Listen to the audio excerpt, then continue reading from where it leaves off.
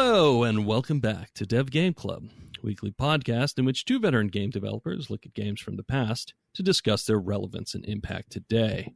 I'm Brett Duville, and I'm joined as always by my co-host, a man who looks absolutely fantastic in billowing white pants and a blue sash, Tim Longo.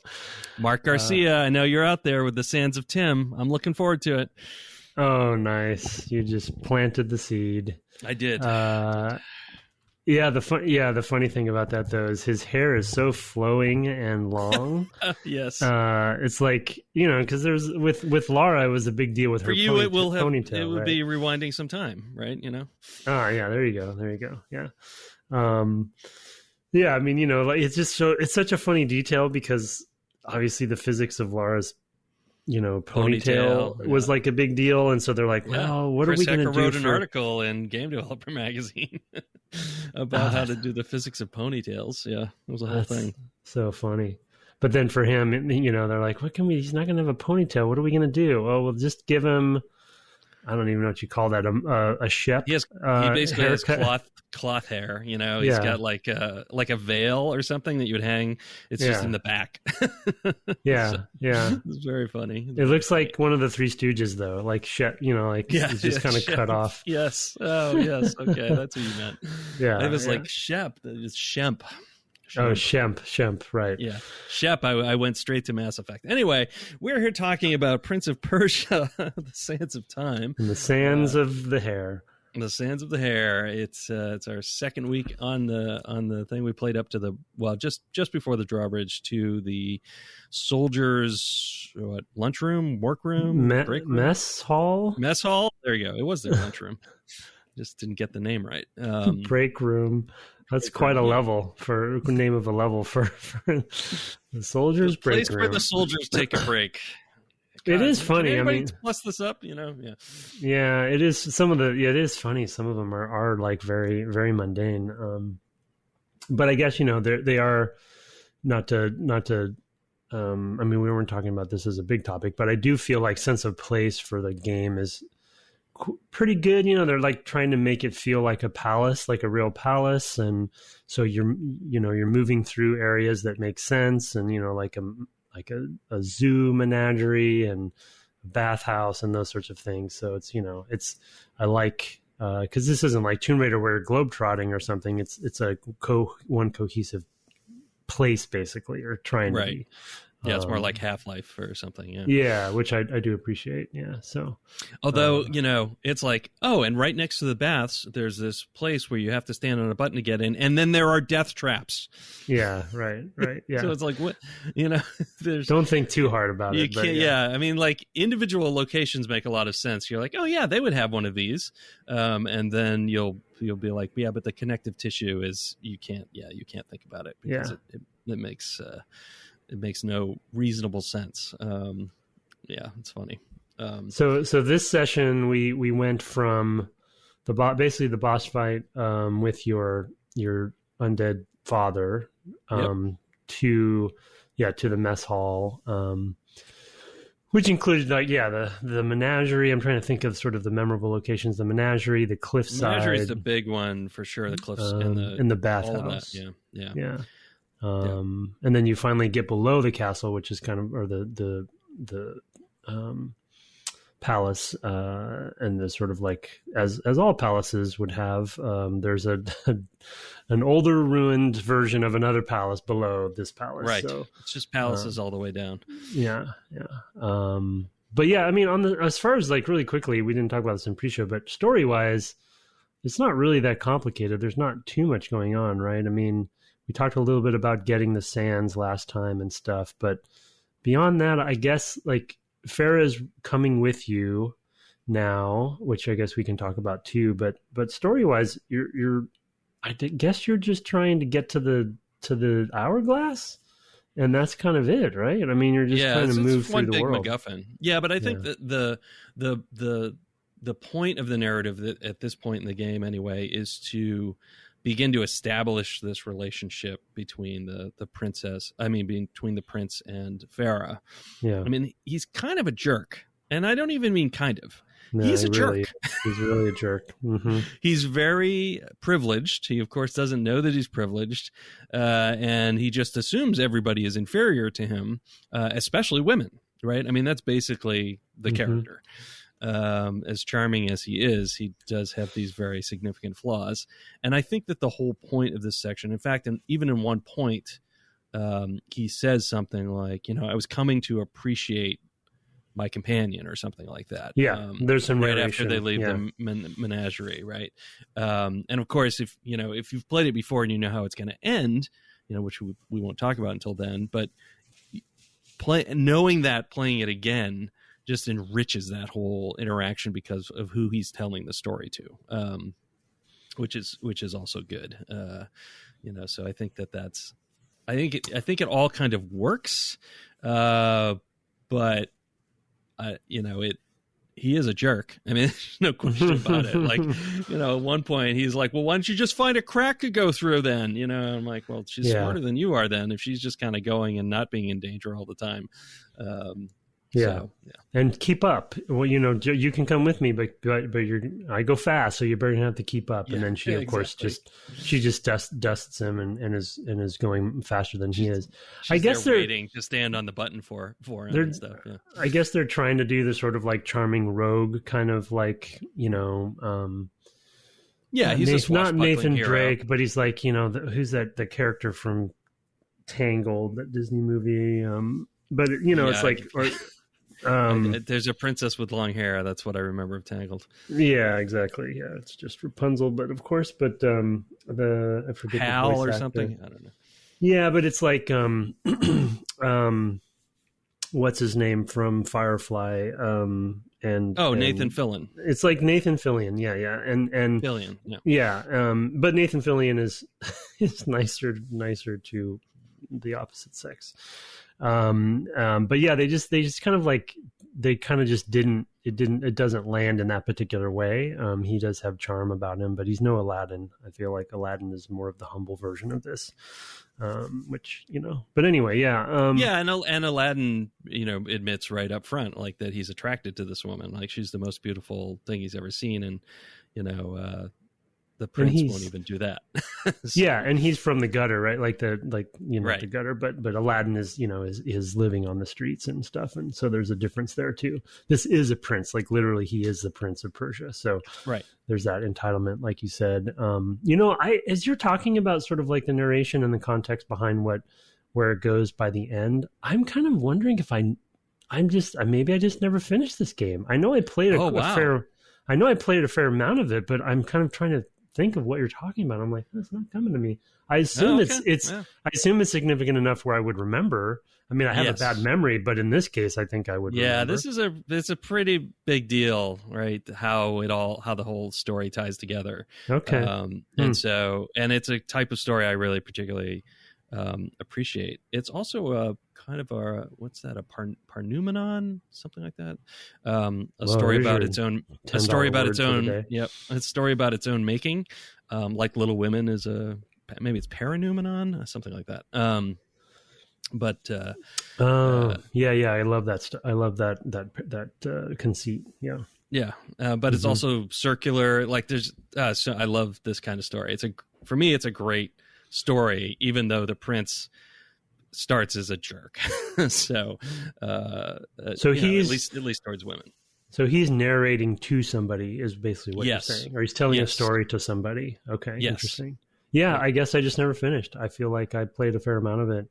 Like I remember the bathhouse even vaguely, but maybe I only got like halfway or something. I don't know. We'll see. Yeah, there are some natural stepping off points. There are some combats that are going to come late in the game that are just a lot and for no real reason. Like there's one sequence that I remember thinking, good Lord, what are they doing with an elevator where and we'll talk about it, I'm sure, when we get there, because it's long and there's a lot of enemies and in a very tight space. There's not a lot of maneuverability, and it's just why, like, what, I've never liked that sort of thing in games. Like, okay, now we're going to put you on an elevator and enemies are just going to fall down on you infinitely until you, you hit the number, whatever the number is, and then you get to where you're going.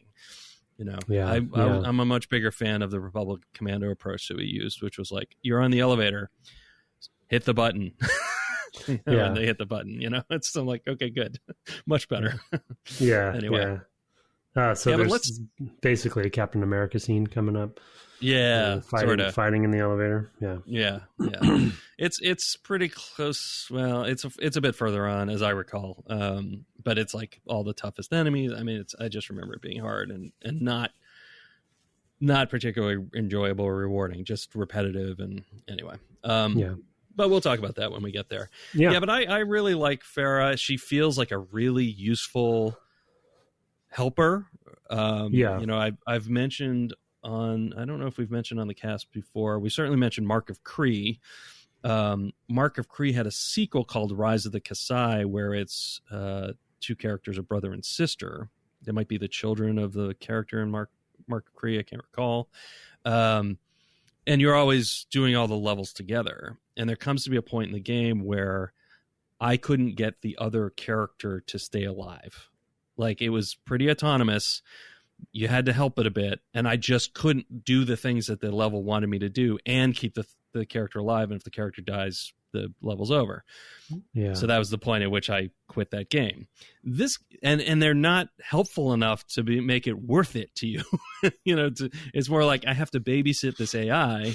It's more of a negative than a positive. It was very much a negative. And here it feels exactly the opposite. Here it's like, it's okay. She's going to shoot arrows into enemies for me. She's going to go and stand on buttons. And I know that's just sort of dressing up, and enhancing this in a way that like Uncharted does, all the way into its 2-person animations and things like that coming up later, from video games. But it doesn't feel or God of War, right? Or God of War. Yeah. With the son. Who's also shooting arrows. Yeah, exactly. Yeah, and it's I think there was a point in time where there were a resource to be protected. Somebody mentioned Ashley from Resident Evil 4 on stream, which is exactly the same sort of thing. It's like, just let me put you in the dumpster so you can hide, so I can take care of the things so that we can get out of here. And it's just this is not that, and it's such a breath of fresh air because it's it's around the same time as these other games, and ultimately it's really where games go. They're like, yeah, you know what? It's not fun for people to look after our broken AI. It's just not a fun thing to do in games. And we kind of dropped that, thank heavens. It's one thing to do it with a buddy, but to have the game working against you, it's so nice to have a game that's working with you, with its companion. Yeah, that's a good point. I wrote a note down related to this that I didn't anticipate. In my mind, for whatever reason, I sort of like Eco comes up from time to time as a comparison as I'm playing, kind of obviously for obvious reasons based on a companion character, and that one being much more, no pun intended, handholdy as far as, you have to, the way they design that character is she is also, fortunately or unfortunately, sort of like a key, and Yorda is what I'm talking about. And then, but she doesn't really have other abilities, so it's very passive. And here, you're not controlling and kind of guiding Farah really at all, but other than like opening passageways and stuff for her. But so she feels more obviously autonomous and therefore scripted in where she's going to go when, but occasionally she'll stand. I've noticed like in the bathhouse, for example, when I wasn't quite sure where I needed to go next, I feel like she was standing kind of near where I should go. And I'm thinking that was intentional. And there's times when she follows you and times when she doesn't. And then even though you're not controlling her like you do in Eco, to kind of guide her from place to place, they've scripted and designed her in the puzzles in a way where it feels like she's constantly helping and like doing the right thing. Like she has a mind of her own, and she's kind of like, she understands the puzzles you're wanting to solve, or sometimes she's even they have the voice line it's her interactions. palace, right, as well. Yeah, so right. There's narrative reasons behind that, and the other thing I was going to say about Yorda that I think also translates a little bit to Farah is that she's also, in Yorda's case, a source of the enemy, right? I mean, her being left alone is what causes enemies to show up, right? And here, Farah is sort of a target for the enemies, so it kind of forces the combat to be something you have to manage. Like she's another element of the space you have to think about. Yeah. They're going to close on her if you get too far away. And so, but she'll also, you also have to make sure you're not between her. This is one thing I've seen her do. You have to make sure you're not between her and her target, because she will just shoot you in the back, which considering how you've been treating her, I'm not sure I blame her for. But yeah, it's funny. Yeah.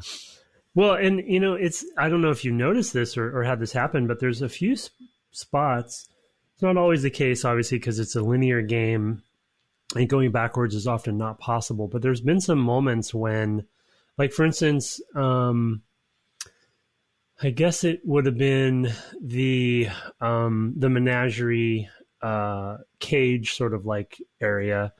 Mm-hmm. When you lower that ladder for her to come up, when you finally lower that ladder and she comes up, you can actually progress forward without lowering the ladder, and she yells at you. So there's special voice lines for this. She yells at you, and then she's like, "Hey, where are you going?" And then when you come back, he actually has a line that says something like, "Oh, I thought I'd clear the area, make it less dangerous before I let you, before I lowered the ladder or whatever."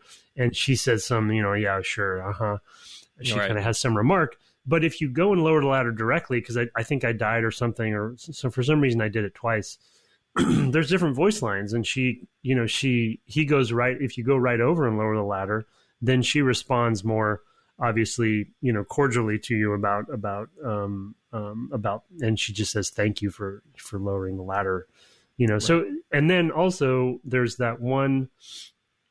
I just love the exchanges. They have a basically sort of a flow chart of what possible voice lines would play based on the context of the situation. There's also a trap hallway that you can basically, she's at the other end behind a door, and you can not trigger the timer and just go to the door and then realize it can't be opened without pulling the lever. And she'll actually say, "Oh, I come through the door." And he says, "Well, we got to open it." There's a little exchange there. And then if you, additionally, if you get to, you do the, you pull the lever so the timer starts, you get to the end and you miss the door and it closes before getting through it. She actually comments on it. Yes, and she says, like, to me. Yeah, she comments and she said, "Well, it looks like you're going to have to do it again." And he's like, "Yep, it looks like it." It's like, it's a great little, so, but the funny thing is like, there's situations where people won't hear all this stuff, right? And so it's actually, I've been impressed with some of the additional work essentially that they put into those scenarios where it's very easy for developers to just do the path of least resistance on this kind of thing, and just not have voice lines or you know what I mean, for these scenarios. Right. I mean, they could have put a button that you need to that she needs to stand on so you can go through at the top of that ladder, and then a button on the other side that you need to stand on for her to come through, and that sort of thing. It would have been very easy to further linearize that. And instead, they let your relationship with this character develop in a slightly more organic way. I mean, it's still a linear game, but there are opportunities that they take to let your specific play matter, and have some impact on this relationship. Not a mechanical one, just an experiential one, because it's gonna end up where it ends up. Well, yeah, and I think it's not like it's option trees. It's not counting points. Yeah, helped you this many times, or whatever. Yeah, no, it's not. It's not a flow chart of dialogue trees or anything. But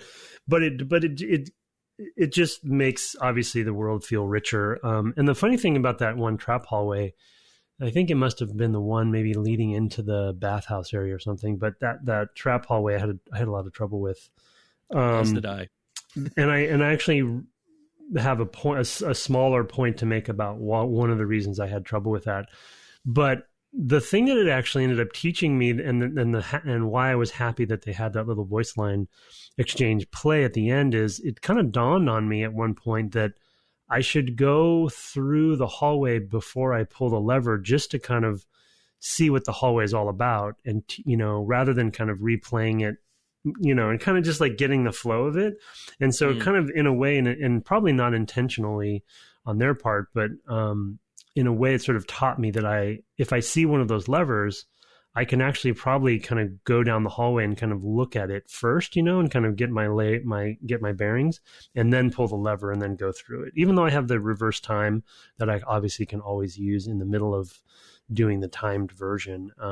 That's sort of like I think smart design, because if somebody is nervous about those hallways, it doesn't force you to die to, even though you have the rewind time, it doesn't force you to learn by trial and error.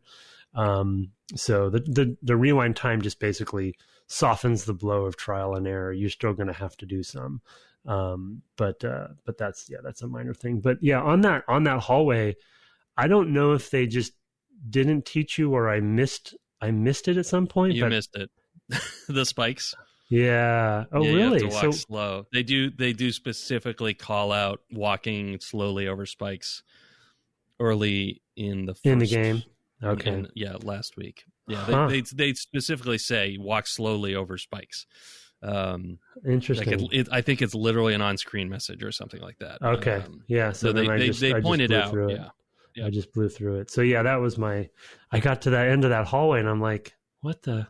I mean, to be fair, I had forgotten, and I did it, and I had to rewind several times. Like, what do you have to do? Oh, right, you can walk slow. You just walk over the spikes. Yeah, they do specifically point that out. It's something they should recontextualize for you, I think, when you fail. Like, Oh, for sure. It would be easy for him to say, "Oh, right," slowly over spikes or something like that. Oh my God. Yeah. Yeah. A dynamic tutorialization system would be great in this game. And it totally works. Especially rewinding. Because of the narration and the rewinding. Right. Exactly. And that, I mean, that really wasn't even a common thing this day and age. When this came out, and it's become more common, but to not have tutorials built into scripting, but actually have them contextual based on the modular gameplay elements. That is like next level kind of stuff, but it is work for sure. The more important element to me from a level design perspective, which actually related to another section later, where all I got stuck on was I needed to wall run, and it didn't occur to me that I should be wall running at this one spot. I can't even, it's somewhere in the bathhouse and I can't even remember exactly where it was, but I'm like, how the heck do I get over there? And the point I want to make with that, and also the slow finding ways to force you to remember this walking slowly over those spikes, because that was the first time in a while that I remember a spike strip being all the way across the hallway with no option. So it forces you to remember that. Yeah. Might be the only one. Yeah. But the key to these mechanics, and they have so many moves that you can do depending on, obviously the level design is dictating what moves are possible, because it's a fairly linear game, but you need to, and this is like a macro direction problem that is definitely hard to do, and I'm definitely not perfect at it either, so I'm not throwing stones or anything, but you need to make sure that there's a cadence of each of the abilities or moves that you have throughout the game, so there's a constant reinforcement of them. And the reason there was a span of time where there just wasn't a lot of wall runs for a while, or side wall runs is what I mean specifically. And I was just like, I kind of forgot that I could do them, because I hadn't done one in a while. So, and same thing with the spikes. It's like, if you don't have them on a regular basis, then you're not reinforcing that learning behavior for the player. And it's kind of a subtle thing, and it's not something designers are really, individual level designers are not going to think of it. It's actually a direction problem, because there needs to be somebody overseeing that. Saying, make sure. Yeah. I mean, I think it would have been a funny joke, because you're trying to race through this thing. if you had the reinforcement earlier. Like, I think it is intended in some ways to be a joke. Yeah. Like, haha, you've got to make it to this door. You only have so much time left. Now you have to move slow. Yeah. When you're just inside of the thing. Like, it is kind of funny, but it, in a level design way, like, we talk about Dark Souls sometimes having jokes and things like that. Or I think even Devil May Cry had a funny joke like that, where you did something that was crazy difficult to do. You got to the end, you got this paltry reward that was ridiculous, and it's like them laughing at you, like, you came all the way out here for this box, here's a tissue, or whatever. I don't remember the specifics, but like the Korok seeds and yeah, or like a Korok, yeah, getting all the way to the end. The ultimate troll. Yeah, troll from the developer. Piece of poo. Yeah, totally. No, and I actually, when I realized what I needed to do, I mean, obviously I was stuck for quite a while, but when I figured that out, I did like it. Like, I think it is a clever thing to do in a timed hallway like that. Yeah. I just was bummed that it didn't occur to me that I didn't know, or I didn't. Well, really... yeah. I mean, there's a lot of reasons why. It's because, of course, you're avoiding other spikes on the way, right? Just by running the other direction. Like, there's a lot that leads into that makes it a little tricky. So I totally get it. Well, I hadn't originally planned to go in this order, but that room does lead us into the bathhouse. So maybe we should go there next. The bathhouse room, as you mentioned, as we were talking about in pre-show, is one of these things where it's the first time you go back and forth. So it is, again, sort of a new introduction of a mechanic. It's not exactly after this, because I think actually the next thing is that weird room with the swinging side ramps that go back and forth, and then maybe the bathhouse. Because more or less, yeah, something like that. The order is not completely fixed in my mind, but there are things I really like about the bathhouse rooms, and then things that really work against it at the same time. I wonder how you found that area generally. Well, yeah, I think you already mentioned that's one of the, it's the first time that you go back and forth between two sort of large spaces, large-ish spaces. And so the first time you do anything like that as a player is pretty tricky, because I actually didn't want to go back through the swinging log room. I was like, that's a pain in the butt. Wall jump. The wall jump's really hard. Yeah.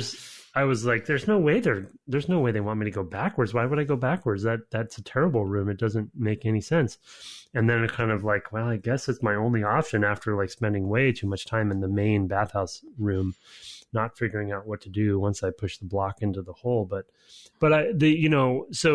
it was the first, they hadn't taught me that that's a thing, so that's definitely a check against it. However, overall, the bathhouse does represent, as I've said, I think on plenty of other series, specifically Tomb Raider, like say the Sphinx level or the Pyramid level. I love those levels that are based around kind of like taking a space like the bathhouse and then traversing all over it. You're kind of it's a linear path, of course, because it's a linear game, but that's one of the things I love about 3D traversal game level design, is that you're having to make a linear path out of a 3D space, and it's just fascinating to me on how to do that well, and all the different ways to do that. And so you come into the bathhouse, and little do you know when you first come in there, in fact, when you first come in, it's actually a combat area, so you don't even think of it as a traversal space, which I think they do a good job at blending those two things often. There's one exception of a bad job of that, but what ends up happening, you come into the bathhouse, and above you, on sort of the level above you, ends up being traversal later. So you kind of, you know what I mean? You kind of go through, and then you go back through that area, and then go back to the main bathhouse later. And now you're up above all the stuff you were below before, climbing on pillars and jumping across. And I just love that kind of like holistically using this full space as this like, intricate pathways of traversal. But yeah, you pointed out in pre-show some really good sort of distractions and problems with visual language, which I agree with you on. So what were some of those? Yeah, for me, I spent a lot of time in the actual bathhouse room when I was trying to figure out, okay, well, how am I going to get, like, what I didn't connect was, like, there were two buttons. One was easy. You had to push the statue up against it. There was one that was a wall, run up a wall and click. And then she was standing on a third. And all that did was, like, that one that you run up against actually lasts a long time, which I didn't connect. Like, I didn't see that was happening. I don't know if she had even stepped onto the other one yet. And so the first time I ran up it was like, oh, I can't get there. So I started looking for things that I could do to I thought I was going to have to do traversal in the room to get a thing into position so that the button would be held, like another statue, essentially, right? Something similar to that statue. And so I was just looking everywhere. One of the things that I saw was in one of the pools below, there was a block and there was a big scrape on the ground, like where it had moved from somewhere else. And actually it's kind of a nice little story there. Like, you can tell that, oh, this is the same as these other posts and pillars. It just fell down and, like, part of it fell in place and this other part kind of slid over here. And it, it all kind of makes sense. Mm-hmm. But what it made me think was, oh, okay, I've got to use this. I use the scrapes that is supposed to draw my eye and guide me to the solution, right? And so I pushed it back into position against the pillar. I spent so much time trying to jump from there to anywhere interesting. Right. Just trying to figure out, like, okay, I can see a ledge. I can't quite get to that ledge from here. Okay, well, what about this pole above me? Like, when I would try to jump off the edge of the block in that direction, he would instead roll. I'd be like, I'm doing something wrong that's triggering him to roll off this block instead of jump. Like, I kept putting it on myself because I thought the world had given me a very strong indication. Like, right. And I think it's just meant to indicate this block can move for later. Yeah. But there are other ways to deal with that problem. Like, you could make it so what you pull the switch or whatever it is you do in the other, I guess it's one of those rotary switches. Like, you could make the thing come out of somewhere else, like have it appear. Like, it doesn't. That little bit of environmental storytelling is not necessary. Like, it's nice flavor, but it gets in the way in this case of, like, something actually clear to the player. Oh, the state has changed. Now you can do a different thing, or now you have a different goal. Yeah. And that was a real piece that bothered me. But that said, once I got over that, I did love the fact that we were going back to that other room. I love that all these, like, pipes around the room that I guess were feeding the water and things like that, were all broken in different ways. And I was swinging all around in that room. I loved all of that stuff. But there was just this one thing that that's where I stopped my stream, because I was like, okay, I can feel myself getting frustrated. Like, I don't know what to do here. And I don't have enough information. And then the little things went up, like, halfway, and there were one on the other side. Like, there's a lot in this room that was, like, misdirecting that I found frustrating. Yeah. And it's I think you made a good point about the sort of the block that is a piece of a pillar and kind of trying to contextualize that. Your point about the other wooden doorway or sliding sort sluice, on the other side, like, those are all great examples of very tricky level design problems and to be honest, level art problems, where you want a room to really have a good sense of place and to make sense for what it is in sort of its own fiction. But you have to be careful when you do. Like, for them, it made sense that it was a symmetrical room and that there'd be another sluice on the other side, and that the water, this is a working bathhouse.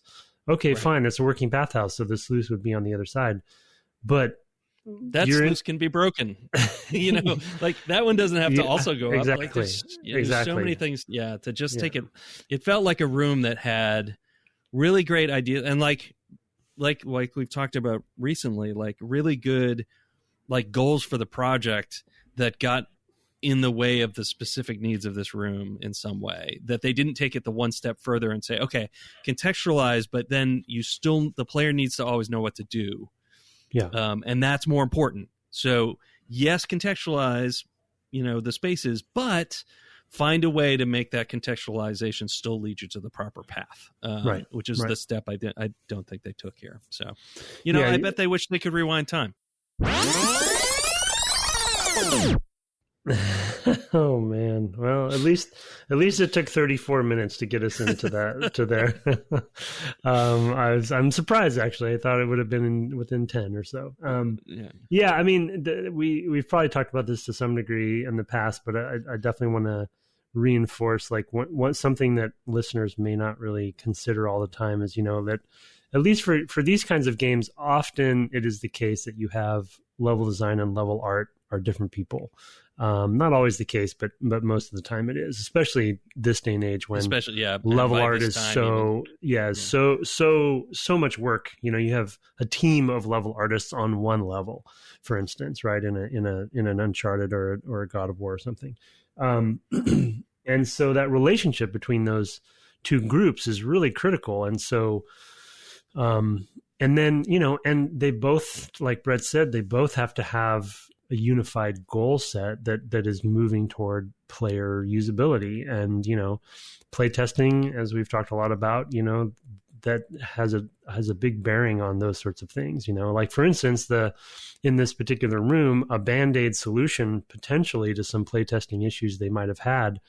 And of course, as we're talking about, they didn't go far enough with that kind of visual language stuff, was the scrapes on the floor. Like, it's conceivable that those scrapes were not there in the original design. They just added them to like give somebody a clue. But they just should have kept going, right? They should have broken the other sluice. They should have, moved some of the stuff away from.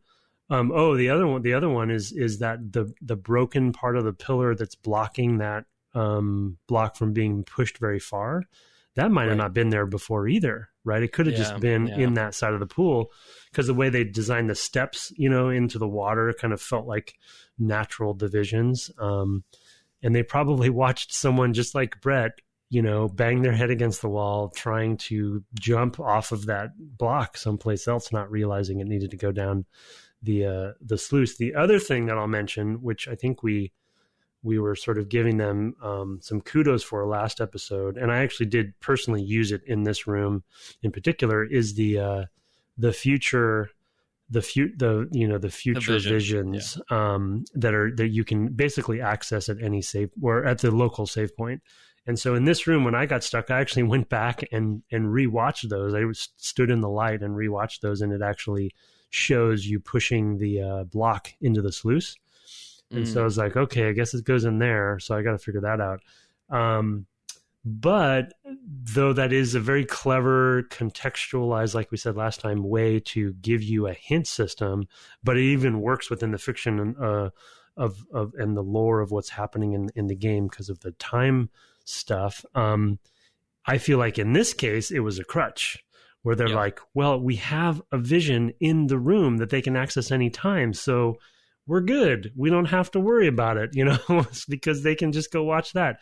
And so it's great to have a hint system. It's great to have that very elaborate vision system, which does a lot for the player, but you shouldn't rely on it. It can't be a crutch. It has to, the level has to be watertight on its own, no pun intended. So. Yeah, because for me, the save points to me are save points, even though he has the visions. I think of them like when I'm looking at it, I think save point, and I don't. I only, like somebody pointed out to me, I could watch the vision again. I was like, oh yeah, I guess I could. Like, it hadn't even occurred to me. Like, no, for sure. And so, because of course I'm very functionally approaching the game in a lot of ways whenever I play a game. And so I see the function of that thing being the critical saving that I want to do when I get to there. So there's a secondary function that it has, right? It's not the primary function, and it's not. Yeah. And you usually don't need to use it. I don't think if that save position had been in another room, I probably wouldn't have rewatched it. It's only because it was literally right there that I was like, well, it's here. I might as well just rewatch it a few times, and it did help me. But I think that that was another Band-Aid, right? They could have they probably put the save in there at some point and said, well, let's put let's let them rewatch it here. And again, that can't be your solution to people getting stuck. Yeah. Yeah, that's like saying, "Hey, well, they can look on the internet." Like, no, that's that's not cool. Let's talk about the sword and then move to combat, because, of course, the whole point of this room and all that back and forth is to basically elevate you off the ground enough that you can get to the big sword. that's I mean, they basically give you a problem. They tell you, well, you're going to have to get to this big sword to solve it with a wall that you can't get through. Like, you literally go up to it and you hit it with the dagger, and it says something like, "I just couldn't break through," or whatever. I was going to need something more powerful, something along those lines. Yeah. I thought that was kind of neat. I love when you're climbing in this game. When you're using all the various jumps and runs and like jumping up to another ledge and all of that stuff to actually get higher, I think is a real strength. It feels like an impossible feat. It's like the or I forget the name of it. I think it's called the crab cannon by Bach, where it constantly climbs. Like it's an infinitely climbing cannon, and there's like these subtle key changes that happen through it. And it goes like from key to key to key to just climb like a whole octave, I think is typically how it's played, right? This feels like the same sort of magic trick. Like, I look at the bottom of the menagerie and I'm going to exit up at the top of it to get up there. And that just, and the same thing happens here in the bathhouse. I love that. There's something that just in me thrills, like, that's not the way gravity works. Like, it shouldn't be possible for me to go up. Mm-hmm. I think that's why I feel like I fly in this game, is because of tricks like these of like, you're going to jump from thing to thing. You're going to gain a little elevation each time you do that. And then the next thing you know, you're up, 3 stories up. I love that stuff. But yeah, that's what happens in the bathhouse. You got to get that big sword, which you kind of liked and kind of didn't like. You want to talk about that? Yeah, there was a small element that I think that they should have polished off from a usability standpoint, with how the sword works, and even initially when you get it. The reason I like the sword, which we've talked about sort of in the Zelda sense from for many games we've played, I always love multi-purpose items like that. So not only is it like the first other than the dagger, I guess, is the second weapon that you get if you include the dagger. But, the bathhouse is a pretty elaborate multi-step process, and then you get rewarded by a cool item like the sword. I assume the sword is more powerful, though in the combat afterwards, I'm not convinced that's actually the case. Mm-hmm. But the sword is also a key because it allows you to break through these wooden doors and these broken, sort of fractured stone walls. And so I love, now it's my sword and it's the thing I use in combat, but it's also a key. And so even though it's a linear game and that is really more of a smoke and mirrors problem to solve, it is still kind of neat feeling. It'll be interesting to see if they use that in different ways later on. But it's not a Zelda structure, so I anticipate that won't be the case. But it's a meaningful moment. However, the thing that bummed me out is as soon as you get the sword, now, so you've seen not only like a cracked wall that you should be able to go through, as well as a broken, like a decaying wooden door down below, which there's some voice lines that both she and he talk about, both of them. There's another wooden door once you get the sword that's right basically behind you that you can go through to progress down and give you a shortcut to get down to the main bathhouse. However, when you hit the door once with the new sword you just got, which is supposed to be, as they talk about in the voice lines, this make you super powerful and as strong as this legendary giant or something they kind of referenced, but I didn't know the reference. And so you hit it once and it still makes the clang sound and it doesn't destroy the door on the first try. You actually have to keep hitting it. I think it's 3 hits. It's like, don't do that. Like, just go through on the first try. Like, you got the sword. Can you imagine if in Zelda you put a bomb next to a crack in the wall and it blew up and it just cracked a little more? You'd be like, yeah. Well, in this case, I don't even think like it when they shatter.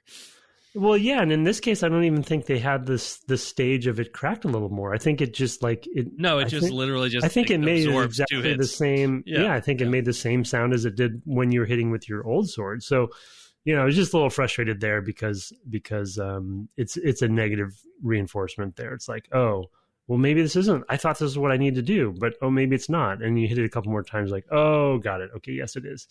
So anyway, that's a minor thing, but a little mini lesson there, I think, for me.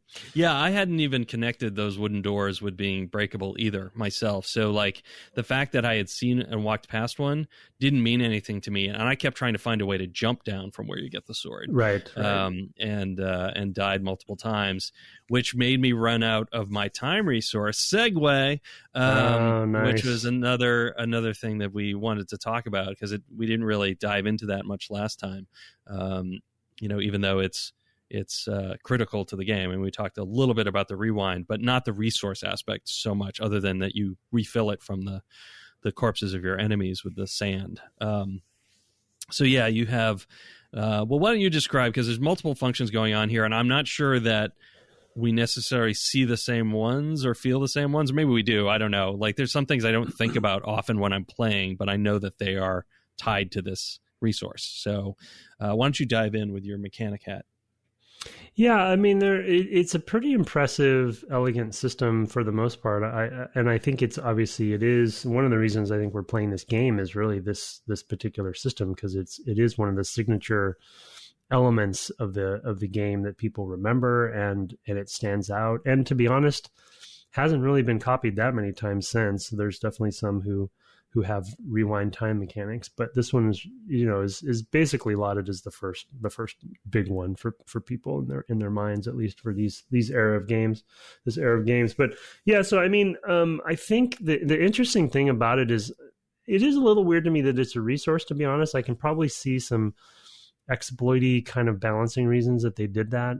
You do upgrade it over time, so the more sort of glowy sand, whatever they are, bits you find in the world, allow you to, I think every 16 of those or something, you get a new bubble, basically. So it does upgrade over time. A chamber. I think it's meant to be a chamber in the actual dagger. I think that's how it's described. Oh yeah, that kind of explains the UI art a little bit. Yeah, but yeah, so with a mere button in the middle of doing really anything, combat or traversal, you can obviously hit the button and hold it down, and it will rewind time, and it's analog in nature, so you can let go of the button whenever you want to, and kind of based on there is a cooldown meter that basically prevents you from rewinding forever. So there is a limit to it.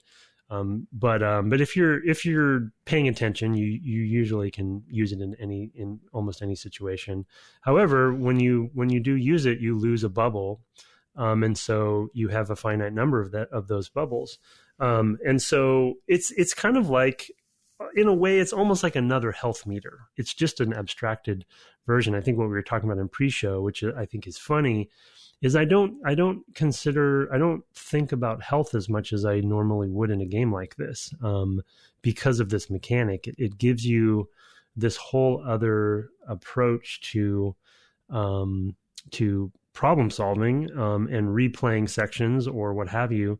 And health obviously is usually that analog meter that runs out, and then you reload, or you get to a certain point and you die or what have you. But here you have not only a second chance, but it is also a bar essentially that can be filled up in a way. And so I think one of the funny things that we both were talking about is, like, in this game, I don't really almost care how low my health is most of the time.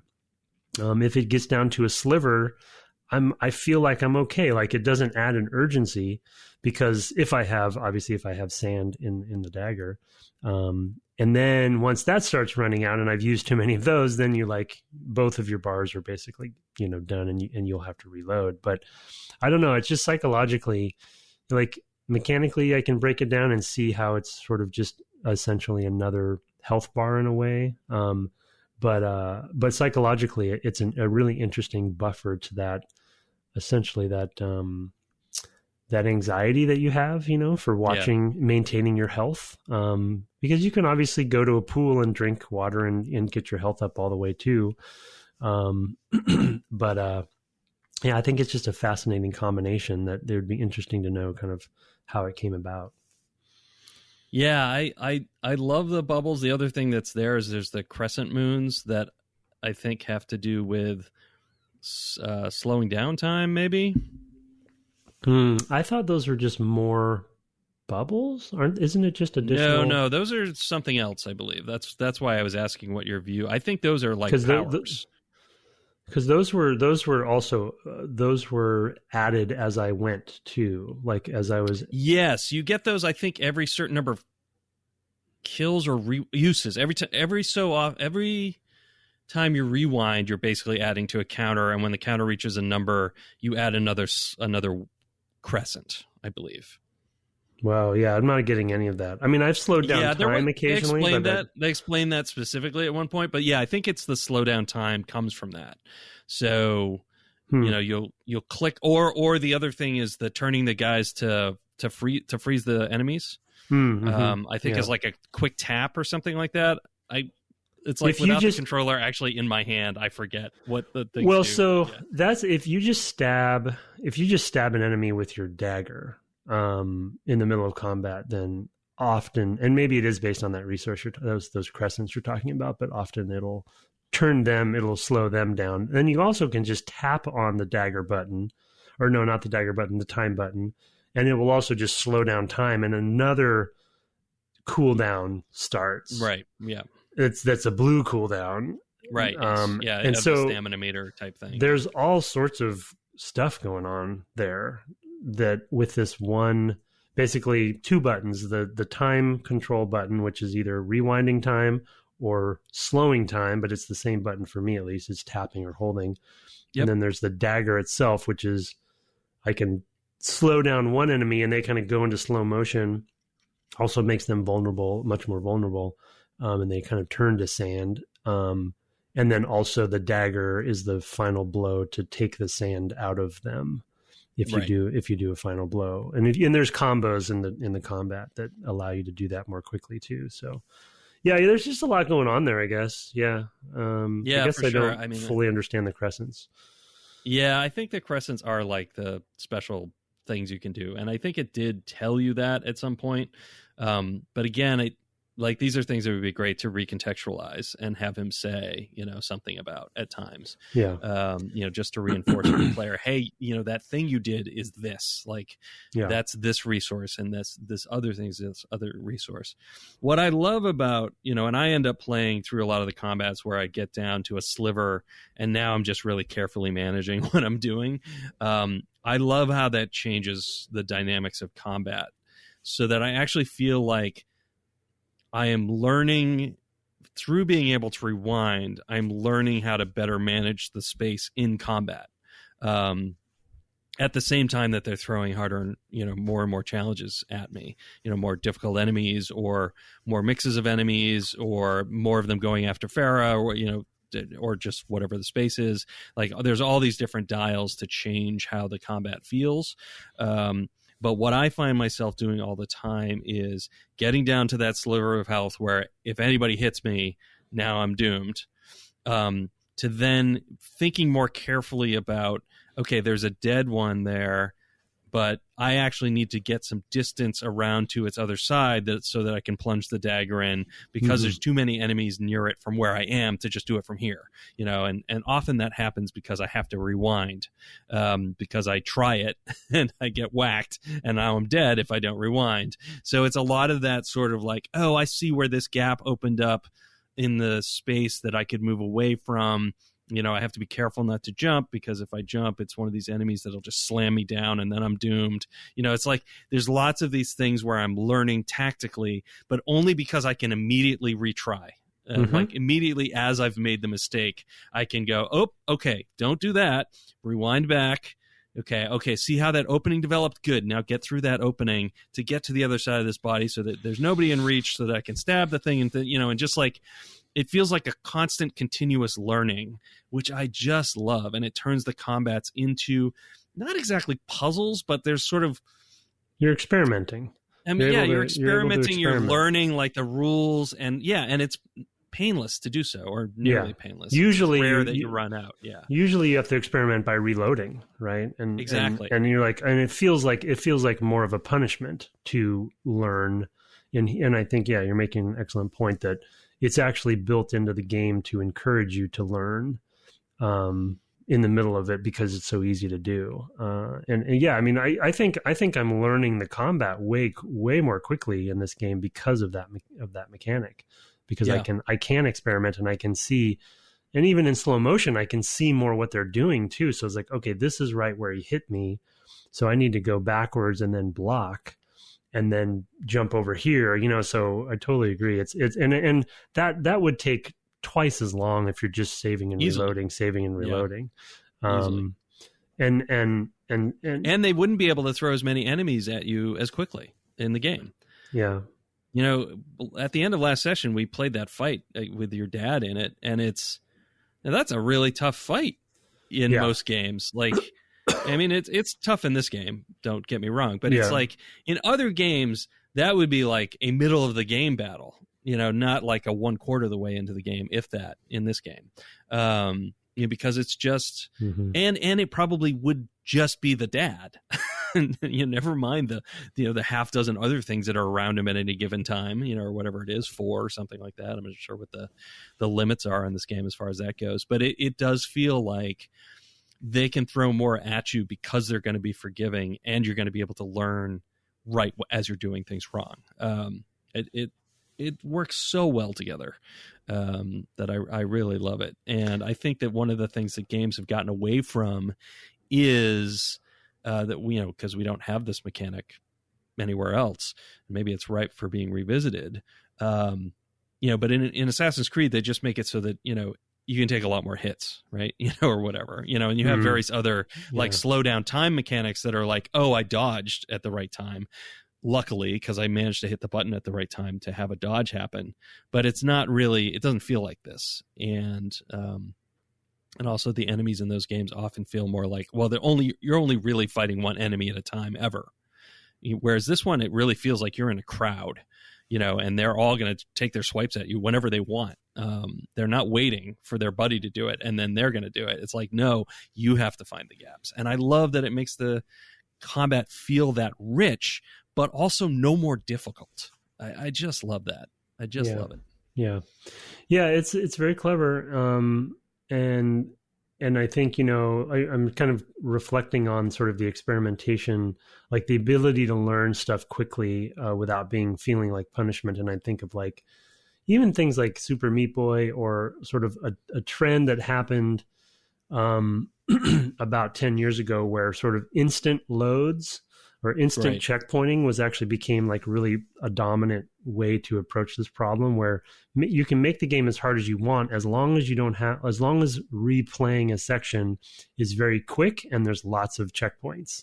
Another example I'd give, actually, and a little bit more of an unorthodox example maybe, is the Arkham games. Like with traversal specifically, it's a little bit different for combat, but with traversal specifically, you don't ever die when he falls to his death. The way they contextualize just climbs up. Yeah, he just climbs up. It's like, well, I missed that, and then they just cut the camera. It's just a camera and an animation trick, and then you're just right back up to the ledge you fell off of. Right, so it's similar to the Super Meat Boy. So it's not rewinding time, but it is it's not super punishing to fail. Try it again. Just try it again. Keep trying. But here it's like all very analog and smooth, and you can decide where, when you're going backwards, you can decide where sort of in the analog path of events you want to basically let go of the button, and then kind of react differently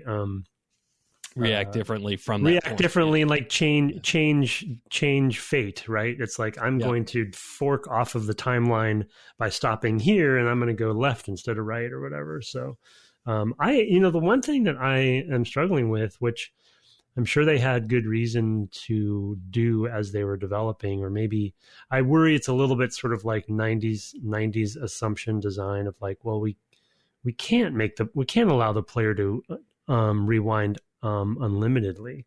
But I really don't see a good reason why it has to be a resource, to be honest. Like, I think the game would be just fine without it. You can still have the cooldown amount, basically, so you can't do it forever. But the bubbles, I'm sort of like, it's kind of just seems like they were worried that it would unbalance things. But at the end of the day, I don't think it actually would have mattered that much to have it be. No, I think that was a criticism even at the time, that it felt like, in fact, I remember that's kind of something Jonathan Blow talked about with Braid. Like, yeah, I saw that mechanic in Sands of Time. I thought that was really cool. Why can't I do it all the way? Yeah. Why can't I do it whenever I want? Yeah, Braid's a good example, yeah. Yeah, Braid is sort of the next evolution to say, look, and then of course he does all kinds of weird different stuff with it as a puzzle platformer. But yeah, I mean, I agree. I agree that the resource nature doesn't make a lot of sense, although it does lend the sort of motivation of like, well, you need to kill the enemies in this way to refill the thing, which I do kind of like. So it's like, well, if you're doing that, then like, where does that come from? Like, where does it go? Like, I understand the decision, even if I think it might have made for a better game if they could have found a way around that. No, I definitely understand it too. It just feels a little as a designer, it feels a little designery to me, and if you want to incentivize the killing of enemies and for certain reasons, then maybe give them something else for killing enemies, like the special moves or something. But the rewind time specifically just seems so inherent to the game that I don't see. Yeah, I wonder if they just didn't know what they had either, in a certain for sure. sense, while they were building it, of just like, I mean, that happens all the time. Like, you just don't know. No, I've mentioned that before. You don't know what you have, and you have all these assumptions because, of course, they're playing the same games we were all playing at the time, right? And they're like, well, you can't just have a thing infinitely. Like, that's not a thing you can do, right? Yeah. I mean, it's just like, you totally see it. Yeah, but I agree with you that it would probably make for better and even more experimentation in the combat to not have that restriction. So I wonder if in the other, I know there's at least two. There's a trilogy, right? That happens. This Warrior Within and the Two Thrones. Yeah, I don't think I might have played a little bit of them, but I wonder if they morph this at all, evolve it, iterate on it. I can't recall, and I've even played one of them not that long ago, like in the last 5 years. What I really remember is that they evolved the character more than the mechanic, because they made it grittier, and he hadn't shaved in days. I remember those memes before there were memes about all that. Every video game was that way. All right, well, I think that is our main discussion this time. I do want to point out one thing we didn't mention last time. Even though we brought up his name, we mentioned Remy Lacoste as having done camera work on later games. He actually also worked on this game. So, Remy, if you're out there listening, we apologize for missing that last week, but he worked on both the cameras in this game and the cinematics team. So, yeah. Yep. And he for those who, he went on we hired him for the Tomb Raider reboot, and he worked on those, on Rise of Tomb Raider as well, and was critical to, I think, the camera work in the Tomb Raider games. The reboots are just astounding, and that's a big testament to Remy's work. So in fact, I will go and look and see if I can find the talk he gave about it, because I think he talks through a couple sequences in particular. One is like when she like slides down the river. I feel like there's maybe a plane that breaks apart, and she like slides down this river section, and how the camera works to work with the player there, to make the player know what to do and things like that. I feel like that was part of it, and also the long climb up the radio tower, whatever it is. Yeah, I think those are all things that he talks about in that talk. If that GDC talk is available, I will try to link it in the show notes, because it's a good talk for people who are interested in that sort of thing. It's a talk that I go back to and have gone back to in my AAA career, and said, hey, normally saying to somebody who works for me, hey, you should watch this, and we should be doing more of these things in our camera systems. So look for that. in the audience when I was probably sitting next to you. Yeah, exactly. So it's something I've watched multiple times live and whatever. Let's now turn to feedback. We actually had a review. I apologize to the review writer. I think it actually had come in before last week, and I just missed it. But I caught up with it this week, and so it is there for you to read, sir. This came in through the iOS, Apple Podcast, etc. infrastructure. Go hit it. All right. It's a fantastic podcast from Frost Raven. As an older person with great memories of playing the classics like Baldur's Gate and Thief, it's so great listening to these two experienced hosts discuss these games through the lens of game development and design.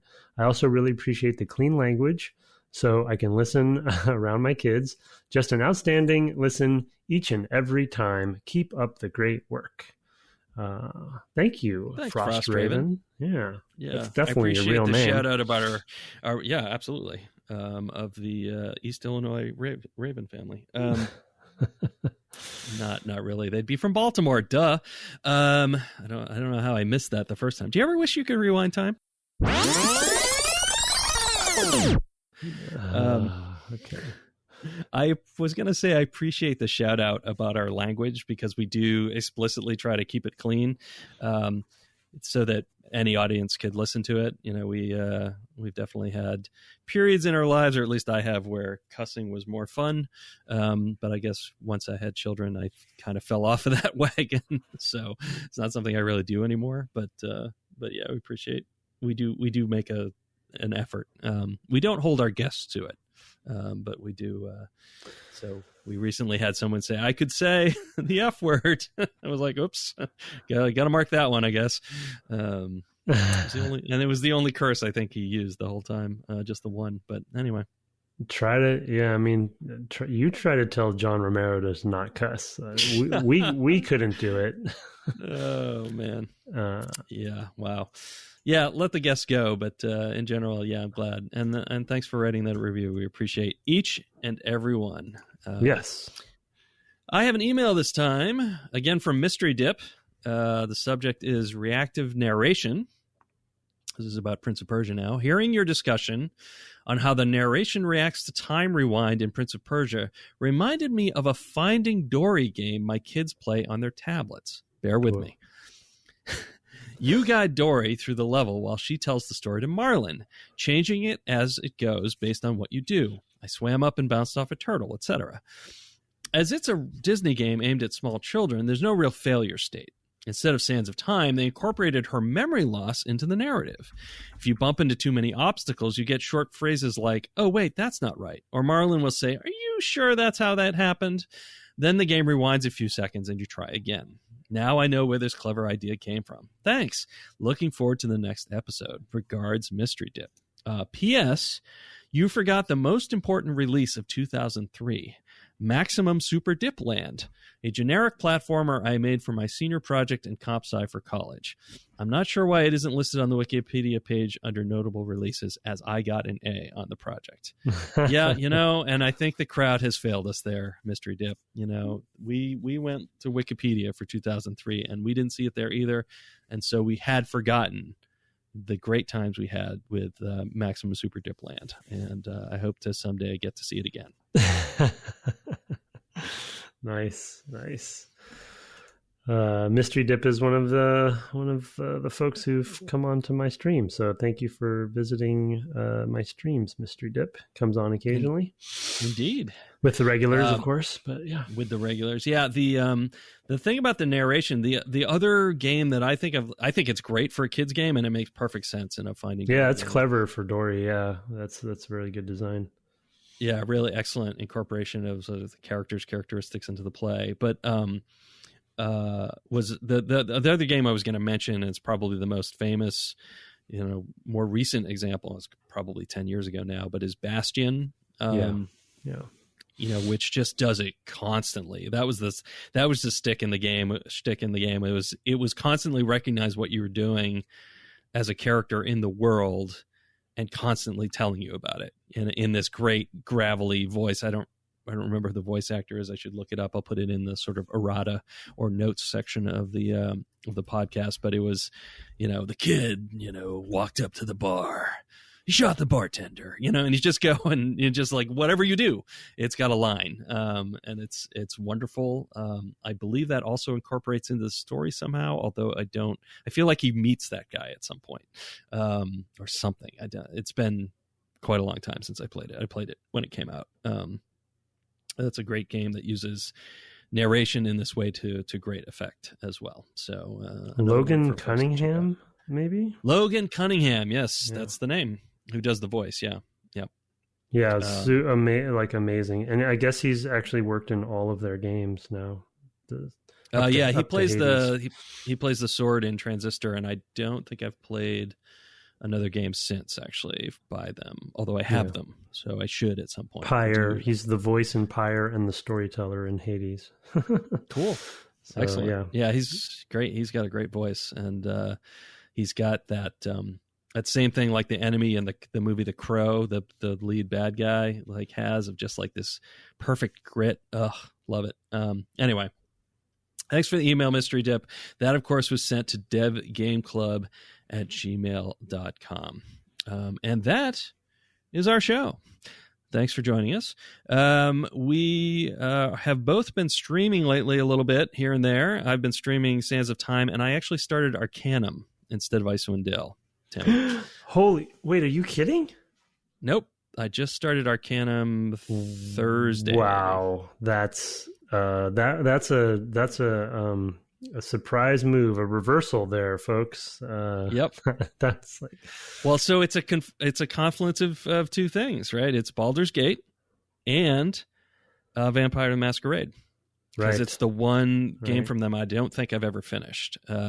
I hadn't finished Vampire before either, but this was one I had not. I've played some of, but had not finished. It's a difficult game, I will say, as well as RPGs go. At least so far, there's a lot to it. Another thick manual game, and it's not maybe the best for streaming for that standpoint, but it is fun, and it is a neat world, and I'm interested in it already, even though I've only played a couple hours. Yeah, it's very memorable. Very interesting. Yeah, wow. Okay, cool. I definitely am going to go back to Icewind Dale. I haven't played since we talked last, but I feel the draw, so I'm going to try to fit it in between things if I can. But good for you. That's awesome. Yeah. Yeah. So that's me at twitch.tv/Brett Duvel, and you've been streaming Hitman. Now you're on 3. Yes. Over at twitch.tv/Tim Longo Jr.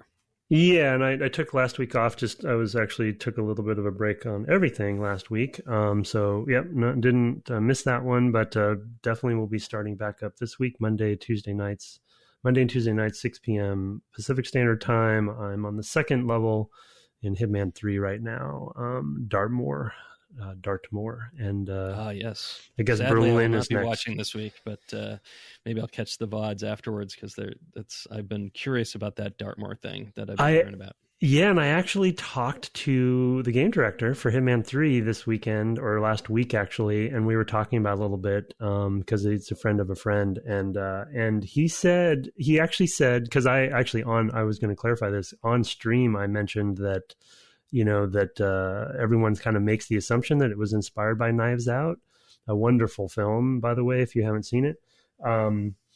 It was not actually. Is it a Sherlock thing? He said there was a mystery that was popular. You can remember the name. It was on Netflix about 5 years ago or something that ended up being sort of one of the inspirations. But it was just, it was sort of more of a Sherlock, just kind of like, murder mystery. Like he used Clue, I think, as an example, and just like a murder mystery kind of thing. And so basically this level was being developed around the time that Knives Out was announced. So they had already started this level, and then Knives Out the trailer came out, and they're like, whoa, this is very similar to our level that we can't talk about yet, so it was just one of those sort of like zeitgeist kind of things where it's on everyone's mind. So anyway, little tidbit there. Cool. I'm sure he talked about that someplace, else, but I know a lot of people have assumed that it was based on Knives Out, but the timing wouldn't have worked out on that. Interesting. Yeah, for sure. All right, cool. Well, you can send us mail, as I mentioned, at devgameclub@gmail.com. We love all the reviews. You can find us on the web at devgameclub.com or on Twitter at devgameclub, where you can also find my co-host at Tim Longo Jr. with the JR at the end. Our intro and outro music was written and performed by Kirk Hamilton, commissioned by friend of the cast, Aaron Evers, and our new logo and hopefully Sands of Tim parody is by Mark Garcia. Have fun visiting the menageries you've dreamed of visiting since you were a child, and good night. Good night.